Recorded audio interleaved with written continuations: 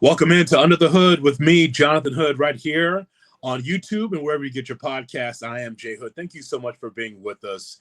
Yes, it is the Bears bye week, but it doesn't stop us from talking about the Chicago Bears. And so with the Bears being 2-2, we're going to talk to someone that I know many of you have seen on NBC Sports Chicago, part of the Dean Davis podcast for many years. Ken Davis with us right here on Under the Hood with Jonathan Hood to talk Bears, and a longtime Chicago sports fan, big Bears fan. Ken, as always, appreciate the time. Thanks for coming on the show. Oh, well, I have to. You know, I appreciate you. So anytime you extend out to me, it was like, get your ass on here. It's like, I'm coming. I don't think you understand how many bars that you were in. Like, I could be like in the south suburbs. I could be downtown. And there was you sitting there breaking down the Bears. While everybody's getting theirs in, while everybody was just having a good time, there was you on the TV all over the city talking about the Bears. So obviously you have enough eyeballs. Even if people just had you on while they were drinking, you were on. So we appreciate that. Yeah, that definitely was one of the blessings of working for NBC Sports before it went dark. People would actually send me images from bars that they were at. I was with the old lady one day, and I knew it because I could see it, but I was waiting for her because right behind me it was playing. And then while she was doing something, she looked up. It's even today, like you could just know you've been in the business for a long time. So like when someone just recognized you, they don't have to say anything. You could just tell when someone recognized you, and to be a part of something that if you're in Chicago and you grow up loving, regardless of how hard being a Bears fan can be, you grow up. There's like J-Hood, it's funny because once you get in the business, you kind of do separate yourself from the team because you want to be able to kind of, for the most part, have an unbiased type of judgment of the team. So when I see people with Bears gear on, like it's a college team, and it reminds me like what this is all about. Like, you know, Monday people had Bears stuff on because they won, but on Sunday. So yeah, I definitely enjoy it. And shout out to everybody that was up at NBC Sports. I hope everyone's doing well. But yeah, I gotta get in here. I gotta start talking to Bears. My big bro here. And just one thing, and it's funny when you say that, you were always one of the people that always points out the reach that things has. So like just one of the first times where you just hit me out the blue, Demaz and I was one of the times we sat in for less at the score. And I remember I was driving down 87th, almost at Cottage. And you had said, do you know how many people are listening to you late night? And mind you, the thing for anybody that doesn't know, of course, it's the web, it's worldwide. But what you were trying to instill was just because it's at night, don't take it for granted, which I wasn't at all. But the fact that to have someone to do that for you. And I don't think a lot of times, if people don't know about just sportscasters, sports talking heads, whatever you want to talk about in Chicago, and some of the camaraderie that you have. But I have been lucky, extremely lucky, with the people that I've come in contact with in this business that have been very friendly and very nice to me. And I always appreciate you being the big brother for me. And like I said to you before we got on here, I don't throw the word big brother around like it's hello. Yeah, I appreciate that, man. I appreciate it. I just know that it's a Bear season that's pretty successful thus far. So you need to have your voice out there because you've been talking about the Bears for a lot of years. I do want to ask you, sir, about this 2-2 ball club. So through 4 games under the Ben Johnson regime, what do you know about Chicago Bears football? I know that why I always enjoyed watching Ben Johnson as the offensive coordinator for the Detroit Lions, that everything still rings true. I've wanted, if you followed anything that I've done, I wanted Ben Johnson to be the head coach of the Bears at least for 2 seasons, 2 off seasons. All right. Like this was the number one candidate. With some of my coworkers at NBC, there was debates, would he come here? My bias, I thought he should come here. It makes the most sense. But getting to what you were just asking, running the football, I think a lot of times when we're talking about offensive savants in football, it means that they're doing something through the air. And really, you can only do so much razzle-dazzle. Like football is football when it really comes down to it. Of course, when you look at the rules changes over the last 15 to 20 years, you have to be able to win in the air also. But physically abusing the person across from you and imbuing your will upon them, usually through the run game. One, even if you have a great offense, it takes time off the clock. It allows you to take up time. It allows you to keep their offense off the field. It allows you to keep your defense fresh. That I've seen in Ben Johnson. They haven't had as much success with the run game, but he hasn't given up on the run game. And that's one reason that I feel good about it. Also, over the last couple of regimes, when you're talking about Eberflus and Matt Nagy's offenses, and of course, Matt Nagy being a former offensive coordinator, Eberflus being a defensive coordinator, but regardless, you still get what I mean, their offenses. The run game and the pass game really didn't sync up. Matt Nagy didn't at times seem like he had a use for it. One thing about you can say about with Eberflus, they did become a potent run team under Justin Fields, but that's also one of the things that you do when you have a mobile quarterback, because you have to probably have a linebacker or safety pay attention to him. It kind of leaves more open space for a running back, because that's one thing that Justin did. It allowed the running backs to get off also. But when you look at what you have with Ben Johnson, the running game and the passing game, even though they're not functioning at the highest level, the passing game seems ahead of the running game at parts, but you still see that they're integral and they're simpatico. It's not just I'm running for the sake of running or because I'm supposed to be running. So I still see that. So I won't say it gives me hope. I think that we're seeing someone learning on the job. Ben Johnson has not been a head coach. He has not had to be a CEO of a football team, both sides of a football team. He hasn't had the same responsibilities when you're talking about the team A through B, the coaches, media. He hasn't had that. So I've seen positives. I've seen him break down Caleb the way that I wanted Caleb, and again, this is my opinion from the outside, to be broken down. Caleb is still a young quarterback. One of the benefits of him last year was that he learned the speed of the NFL. But when it comes to fundamental football and how he needs to operate, I don't necessarily believe that he was taught that. And some of that falls upon him.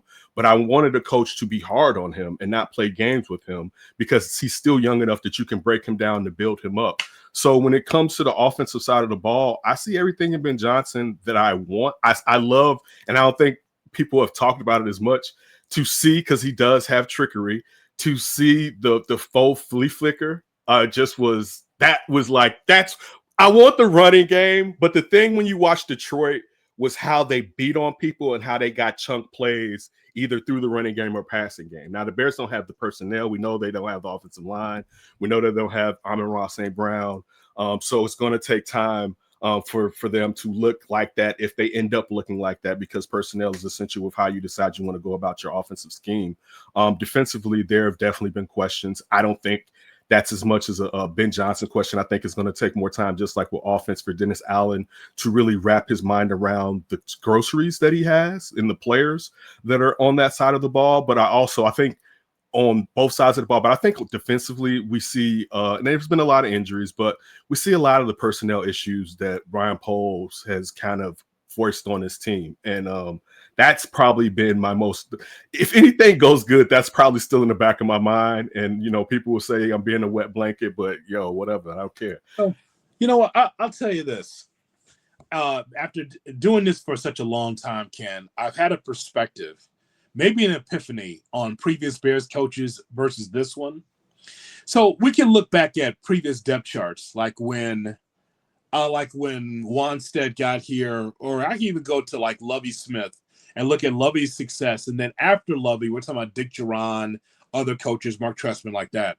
I think that Ben Johnson has a leg up on all those previous coaches that failed, because I don't think those previous coaches, especially after Lovie, didn't have the support from general managers or from the front office. Ben Johnson comes into this position as head coach and says, oh, in my first year, I just don't have one wide receiver or one tight end or maybe just one offensive lineman. No, what we're going to supply you with, Ben, is we're going to give you Roma Dunze, DJ Moore, Zacchaeus who's the key on third down. We're going to give you a kid like Luther Burden. We're going to give you 3 new offensive linemen. We're going to give you a new tight end. We're going to give you a partridge in the pear tree. We're going to give you all this stuff, right? Giving you all these things. On the other side, oh, by the way, Ben, on defense, we're going to bring in a veteran like Grady Jarrett, who's been there and done that and is a team leader. Oh, we're also going to bring in a Dingbo, and we're going to make sure that he's booking with Montez Sweat. And we're going to give you a secondary, especially when Jalen Johnson was healthy, that was at the top 3 at his position. I want you to think about all those other teams that you and I have seen and we've agonized over for a long time. Mm-hmm. And then look at Ben Johnson. Like, to me, if it doesn't work, Ken, in this regime of being able to at least get to the Super Bowl, perennial playoff team, then I don't know when the Bears will have success. I agree, but there's twofold with me is my rebuttal to what you just said. All right. One, what you had to do what Ben Johnson wants because he was the pretty girl at the dance. Mm-hmm. Like you were going to give him whatever he desired. Now, I don't know if there was a situation where he implored them, I want someone else to be my general manager, or if it was a situation, of course, I think I can work with him, but there's the situation in some degrees is we're working together, but because I have the hot hand, we're going to lean with what I'm going with. Kind of like if you go back to, you mentioned Lovie Smith, after the Bears went to the Super Bowl, Lovie had more leverage. That's why, he got rid of Chico, because he had more leverage to do so, and he had more leverage with Jerry Angelo to dictate what he wanted in the draft room. So I think that when you get the number one head coaching candidate, that's gonna be there. I will say this as I take shots at Ryan Poles. I believe that when you're talking skill positions, I think he's done a real good job at skill positions, but you and I know that that's not where you win football. Like that's more of the cherry on top, particularly when we're talking about someone who identifies as an offensive lineman. And the fact that you took one swipe in the first round on a right tackle in the top 11, which is still like, and I won't get into that, Jalen Carter. I won't get into that whatsoever. But and also that leads into the fear that you had in your head coach. We're talking about the Bears not taking Jalen Carter, and what you would have done to the trenches that you just said, as far as having a bookend for Montez Sweat. Imagine going out to get Montez Sweat had you had a supreme dog who you just have to be on him. I mean, once you get a tackle and an end, everything else we can figure out if they're both can be dominant. Now, there's questions about Montez Sweat's dominance now that we've had a longer span of time to kind of see what type of player that he is. So that's kind of still like the secondary is really good. I like the fact that I think there was questions when it comes to Tariq Stevenson, and unfortunately, due to Jalen's injury, I think those questions have been answered. Where it's always been like, who's going to be play the opposite side of Jalen, and it should have been Tariq, but I think now he's secured that way. I am the opposite starting corner for the Bears. I'm not upset with the linebacking core, but with trenches, J-Hood, that's a problem. Like that. You can't sustain anything. The fact that they had all those turnovers the last game without pressuring the quarterback is wild when you think about it. Yeah, I'm still disappointed that the Bears have not been able to get the pass rush that I think that they need. Again, sacks, pressures, whatever. You have Montez Sweat on one side. You got a Dingbo on the other side. You got pretty much nothing from Javon Dexter in the last game, and Grady Jarrett was hurt. So they've mixed in Billings, who is a really good run stuffer here or there. But that Raiders game, it just shows you how difficult it is to win in the NFL. That it took the secondary and to be able to win that ball game. If you don't get the turnovers, don't forget you got run over for 240 yards by the Raiders and Genty in that running game. So, it's just funny how the league works where you can find a way to win that game. But moving forward, Ken, you have to be able to have some semblance of pass rush, or you can't win the big game. You just can't do it. You just can't get it done by being opportunistic in the secondary without being able to have the quarterback into some peril. Yeah, and even if it will be hard unless, of course, you're sending blitzes, and unless you're Spano, nobody likes a blitz like that because you're leaving someone open, right? But stopping the run that's not the same thing. You don't necessarily. Now, of course, you would love to have two nice tackles that are just pushing the offensive line back, but you can fill in your gaps and stop the run. Like, that's a schematic thing also. It is on the quality of the player, but scheme-wise, and particularly us being someone that followed the Bears, one of the things that I don't think, and I was talking to someone about that this week, that we take for granted is that the Bears, even when they're bad, are usually a good run-stopping team. Like, that's usually it's pressuring the quarterback, but even like for the Bears, you remember like during the tail end middle of Nagy, where it was like you wouldn't say they were a great run-stopping team, but it was kind of more out of privilege because we weren't saying there was a great run stopping team, but teams weren't even rushing. Their running back wasn't getting 100 yards. It was be an oddity, but still for us, they were gaining too many. They were able to sustain their offense through the run, even if the running back didn't have a dominant game. You know what I'm saying? But now it's when you have both running backs, like Raheem Mostert just came off the street to get into that game and still got busy. And he's a talented back. No, not a shot at him. And the funny thing about this too, to that point, if anyone's ever played any sport, whenever, and it could have been your team, I've played sports and been that team, where it's like, oh, we're playing that team. We're about to get, and unfortunately, that's from our alma mater, St. Francis de Sales. but I've been on that team where someone's like, I'm getting my stats up today. And all of us knew that Ashton Gentry was going to get right in this game. It was like, oh, yeah, he could see it coming. Like, this is going to be my welcome to the NFL moment. And clearly it was. Not, of course, we knew in the Bears being interested in him, you know the type of running back that he is, and it was only going to take a matter of time. But you don't want to see that happen for the team that you're following. So, Ken, I just got back from Vegas a few days ago. I was there to check out the Bears, and the ESPN Chicago had the entire station there to celebrate with the fans and tailgate and all that. Just talking to Bears fans, it's always good to talk to other people outside of your circle to get kind of that grassroots feel of how fans feel about the Bears. And, I think that we're an opportunistic bunch anyway, especially when there's a new coaching change. But I think that a lot of people are just optimistic about Caleb because we feel like he's pulled the nose up somewhat on his career.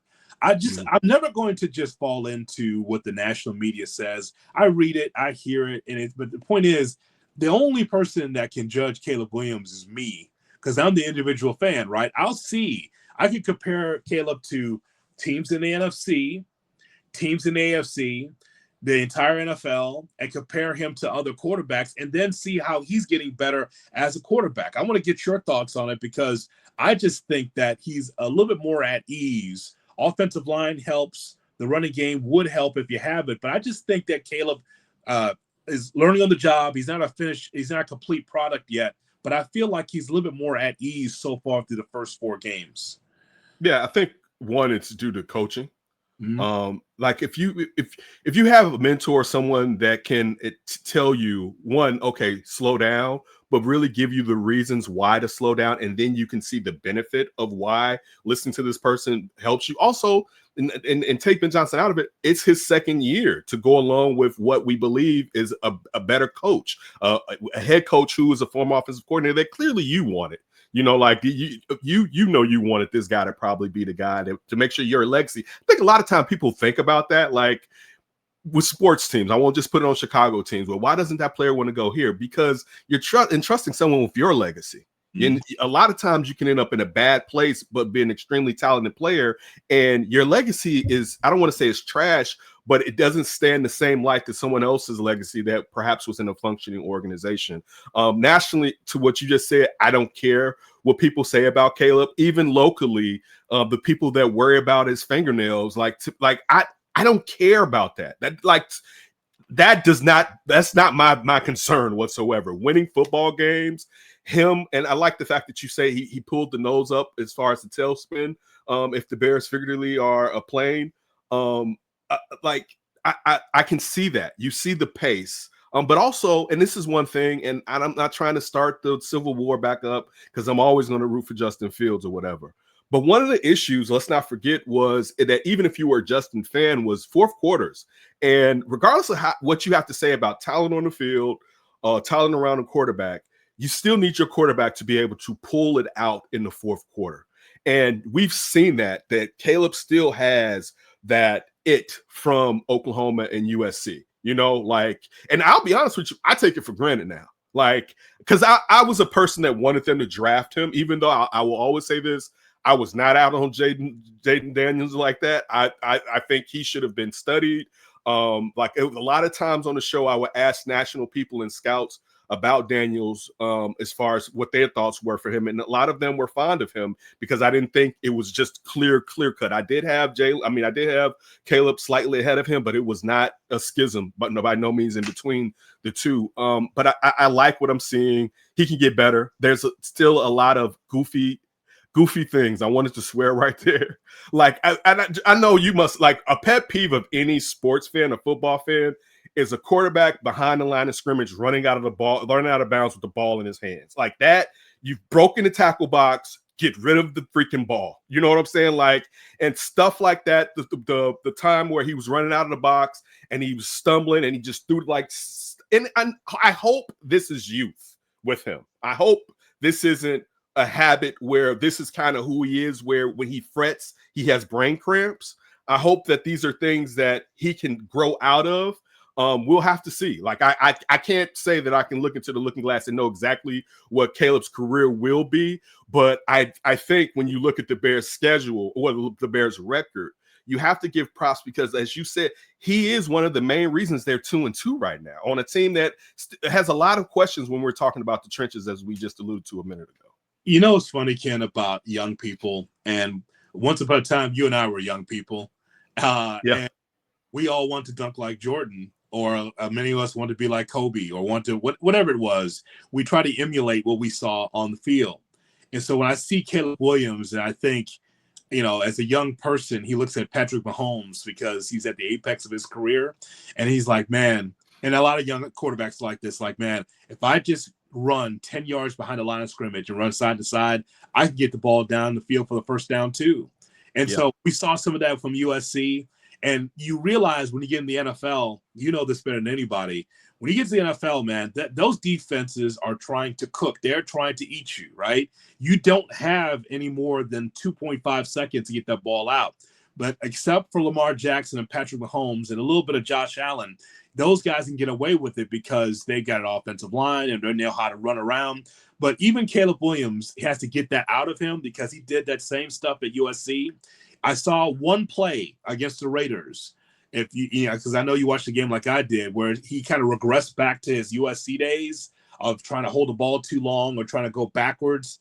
Man, look, everybody looks at Patrick Mahomes and says, I want to be that guy. That's fine.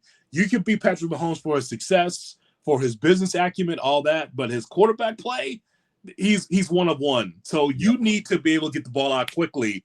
And you got to throw the ball away, whatever it is, because taking sacks, that doesn't work because we saw how bad that was last year. Yeah, you can become a hindrance by holding on to like that's something that a lot of young quarterbacks do. Just like always running out the back, fading out the back instead of stepping into the pocket, which is infuriating sometimes. And it's funny, as we give our age, you made me think about Jim Harbaugh. And I remember with Jim Harbaugh. So for me, Jim Harbaugh was like, I can see Jim McMahon, but like when I got into the Bears, Jim Harbaugh was the Bears quarterback or whatever.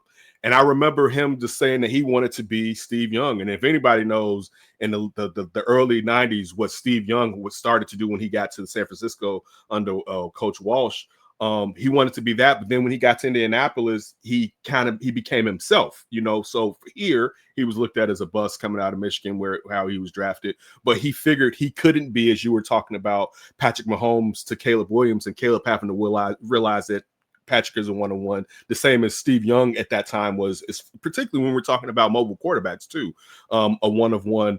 Yeah, you're right. He has to do that. But and holding on to the ball thing, it's infuriating, even though I know that was his thing. So sometimes I have to remember it's not just his habit. This was how he won. And that makes it even harder to break, even though, as you said, it seems like he was getting better at it. But it's not one of those things like when Justin got – the funny thing about Justin Fields, and I'm sorry that I keep bringing back Justin, not a knock on Justin, but I always got mad at people because, remember, Justin didn't come here to run for 1,000 yards. Like, when he was at Ohio State, he wasn't running for 1,000 yards. You know what I'm saying? He had to do that to survive, and I literally mean survive. He had to do that. So then you kind of got why Justin started being more of a running quarterback, because it was something that he had to do and that he learned at that time because he had to succeed. It was a way for him to succeed and stay upright. But looking at the flip side of Caleb, where this was what made him that in college, being the guy that I'm going to scramble, I'm going to hold on, I'm going to make some magic. And the fact that it's just going to take time. And again, to what I said earlier, I have to remind myself some of that about Caleb. Like, I want Caleb to be great right now, but there's enough to where I still think, regardless if I don't know what his ceiling may be. Let me ask you that. Do you still have the same feelings, perhaps? And I don't know where you had his ceiling. So one, where did you have his ceiling prior to the draft? And where do you have his ceiling now, a season and a quarter into his career? So I judge it by the draft class, right? So a lot of people like Drake May. I like Drake May out of North Carolina. I think he's still going to be a very solid quarterback. With Jaden Daniels, I thought he'd be good. I just think that I just can't get caught up in the hype, because just like we see CJ Stroud, there's always this learning curve, right? Start off hot, everything's great, and all of a sudden you start going backwards. And now you got to try to figure out, how do you turn your career around where you start off well and then all of a sudden you go through some troubles? Now there's tape on you. That's what I was about to say. Now tape's on you. Now what do you do now that there's fresh tape on you for year 2, year 3? So I like Jaden Daniels. And as I mentioned, I like Stroud, but not to the point where I thought that he was going to be great. So for Caleb Williams, glad that the Bears drafted him. That first year was just absolute nonsense. It was crazy because we're talking about 2 head coaches, 3, 4 offensive coordinators, all this movement, bad offensive line, bad Caleb. So I just think that that his career is going to be cool because he has an infrastructure. Infrastructure is so important for these quarterbacks, right? Who's going to be my offensive lineman? Who's the 5 or 6 guys I can trust? Okay, then so who are my weapons? Well, you're growing up with a Dunze, and now Luther Burden's your little brother, and you've got Colston Loveland as a tight end. So it's weird to say. It's a team that's ready to win in year 2, year 3, and also a team that's in transition at the same time. It's weird because people get triggered by transition. I mean, you mean we're starting over? No. You're flushing out the Eberflus nonsense, right? You're flushing that out and those bad habits and the players that has not Ben Johnson guys, and you're bringing in a new crop and a new feeling and trying to set a culture. So I think Caleb is part of that. Caleb, from everything I was told, Caleb Williams now in year 2, Ken, is learning to be a leader and a grown-up. Let's put it that way. Like in year 1, you could do whatever you wanted to because you can watch tape by yourself, and you have a defensive head coach that doesn't really know offense. And then the people you rely on as your offensive coordinator, well, he's fired because of issues in the building. And then there's another one, and then you don't know who to turn to. Well, he doesn't feel alone now.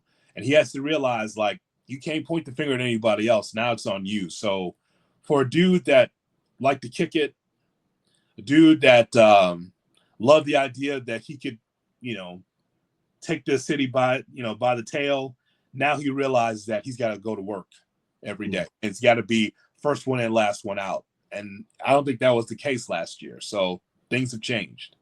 Which it should. I mean, it shouldn't have been allowed last season, but that was last season.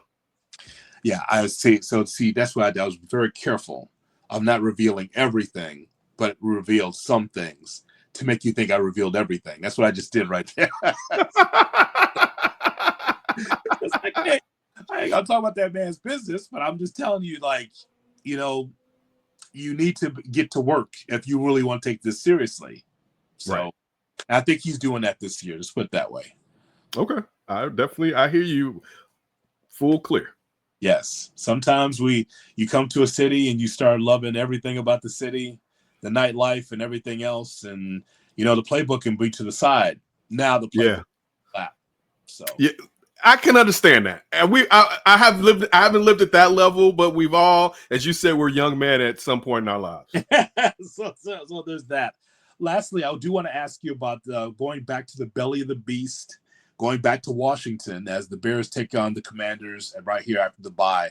So what's your expectations? Because, everyone tells us, like, if it wasn't for that one play on special teams, the Bears would have won that game, sure.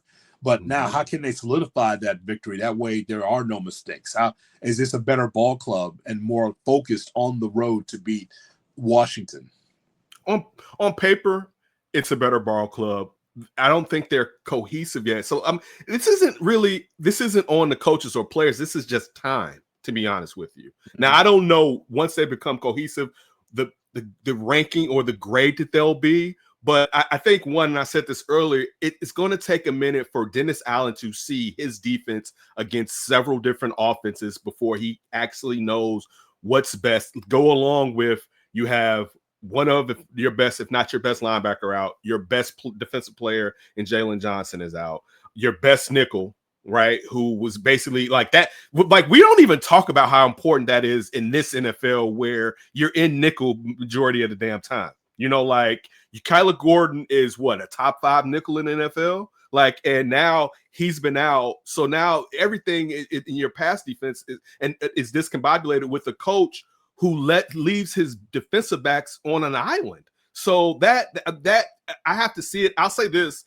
and I'll say this too when you talk about Jaden Daniels. My Jaden Daniels knock was his style of play with his slight build was going to catch up to him. That was all my fear, was that I can't see a lot of muscle being thrown on his body, and I want a mobile quarterback, but he really likes to get out there. And that was why I was like, I can't take him over Caleb, because Caleb, even though being slightly shorter, is more stout than him. So that was one of the reasons. But to get to it, Jaden's health is, I think, really plays a big part on wins and losses in this game. I think the Bears can beat them. And as you just said, they almost beat them last year when Caleb returned home to the DMV area. I think the Bears can beat them, but also their running game, they have to find a way. And I know now it's been announced, so it looks like that Braxton is going to be benched for Theo Bennett to be the left tackle.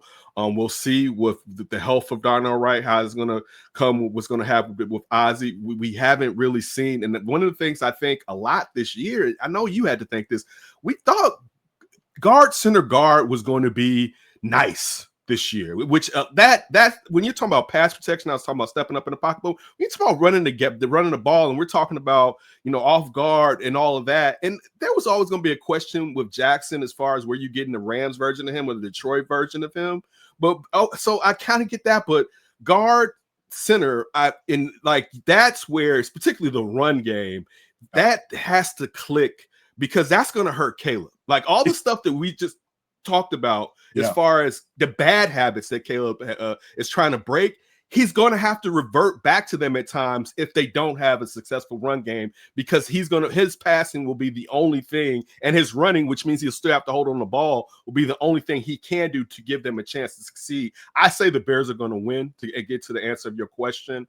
But I think it really depends on the run game. To be honest, I think it's easy for me to think this is football 101. It depends on the run game. It depends on they stop the run. I think they can still get ran on and win the game, as they did this past weekend. But I think it depends on, and it doesn't have to be a great run game, but you still need from your two backs 140, 150 yards, just enough to keep keep the series moving positively. But I have the Bears winning. So as I put a bow on this, if anyone has the all-22 or has that game DVR'd, go back and watch, especially the first half. You are 100% correct, Ken, because the problem is it's hard to stop Max Crosby. I mean, he's one of one. He's a fantastic player. But the issue with the offensive line are the three new guys. Like Tooney, Dolman, and Jackson did not play well against the Raiders.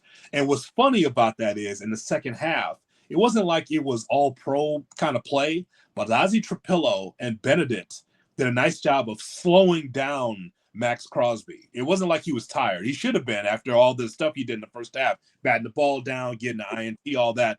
But it was interesting to watch two guys that had to be pressed in the service, like Benedict and Trapillo, going in there. Is like, okay, guys, we need to make a change here, because we're not getting – first of all, Max Crosby's getting home. The defense is getting home on Caleb and making him rattled in the pocket. And on top of that, we can't run the football. So we made some changes on the edges. But the middle, the amount of money that's spent on Tooney, Dolman, and Jackson to come here, they need to raise the level of raise the bar too. That was not good against the Raiders. If you have that game DVR, take a look. That wasn't good. So they got to fix that and get that better. And again, it takes time for an offensive line to be a cohesive unit, but three guys can't struggle on the line, especially in the middle. Especially the vets. Yeah. especially vets. But hey, man, I appreciate it. Yes, sir. Don't forget, everybody, to check me out on the Kap J-Hood Morning Show on ESPN 1000 and on the ESPN Chicago app. Thank you so much for helping us out on YouTube and checking out Under the Hood with Jonathan Hood. Ken, it's a pleasure, man. You're coming back, right? You coming back on the show? I'm here anytime you need me. Of course, I'm coming back. Also, tell Kap I said what's up. Okay. I'll do that when I feel like talking to him. I'll do that. For Ken Davis, I'm Jay Hood. Thanks so much for checking it out. Don't forget, it's Bears and the Commanders. That'll be the next game for the Bears. Leave your comments below, your thoughts about if the Bears can continue their momentum, taking on the Commanders for their next game. Thanks so much for checking out Under the Hood. So long, everybody.